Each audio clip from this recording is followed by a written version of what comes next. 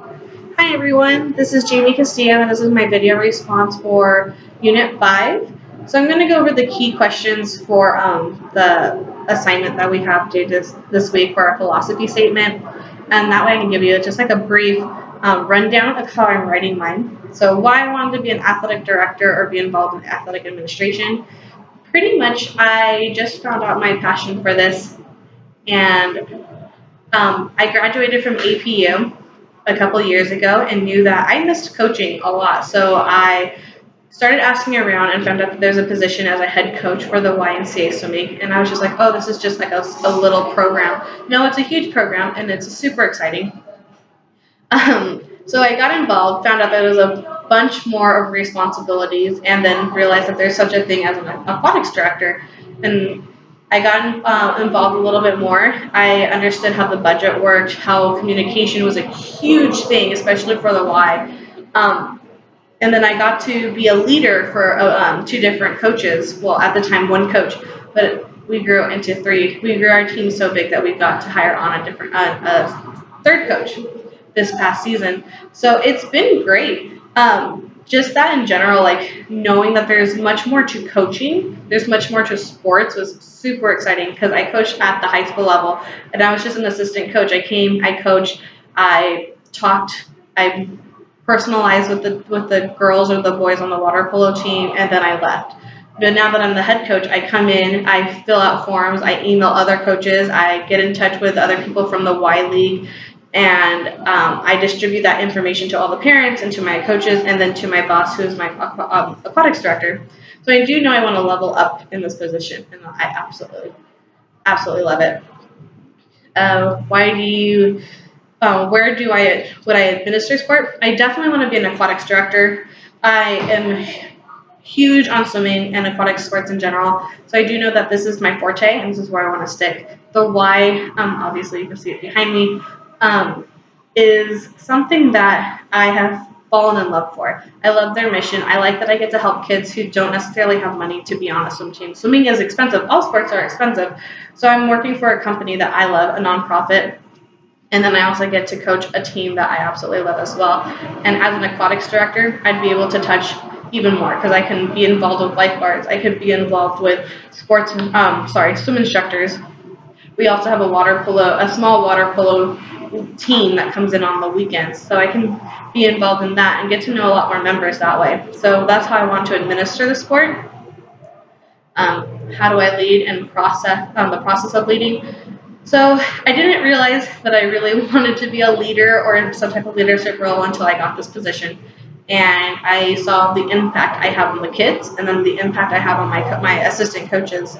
Um, I promote the sport by letting kids know that this is an outlet for them. This is where they can really get one physical education, exercise.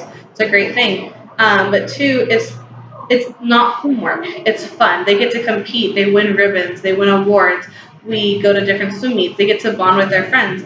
I have several swimmers who are friends with several different teams, so they lifelong friendships, and they definitely intertwine with each other. And that's how I want to lead them. This is not just a swimming sport where you just get in, you practice, you get out. No, you get in, you have teammates, you want to encourage them. You have races, you want to better yourself, but then you also want to beat the person next to you. But winning's also not the most important thing. It's the teamwork behind it and the sportsmanship that goes along with it too.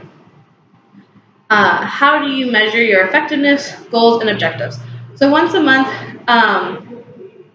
for my coaching, I do a coaches meeting, so my assistant coaches can give me feedback on how they think I need to improve, and I give them feedback as well. So as an athletic director, I'd want to do the same thing. I would want to go, you know what, this coach is starting to not produce numbers. Their players were really strong players at the beginning, and now they're not as strong. What's the problem there? Or is it that we're not winning as many games, but is that other team getting stronger and we're staying stagnant? Are we improving our skills, but then the other team is just improving even faster? So how I would measure myself: feedback, surveys, ask questions, hold a coaches meeting, or have like a staff meeting every so often, maybe 1 or 2, 3 months or so. So that way they can tell me like, hey, we need you to communicate more, or I need you to be a little bit more organized because I can never find anything in your office, something to that effect. But when I give out my feedback and when I give goals to others who are going to be underneath me, I want to be able to definitely see how everything's played out, and then talk to each individual and monitor to not micromanage them. Not to say that, but definitely, are they doing their best? Are the swimmers or the players or the basketball players improving and they're just not improving quick enough? What is the underlining? And then also give them goals. Like, you guys should be working towards teamwork. Something that's still tangible and effective, but not 100% like you need to win all your games. And then personal statement. What is the purpose of athletic activity and involvement? And what is my legacy? When I leave a position, I want to be remembered as the person that was inspirational.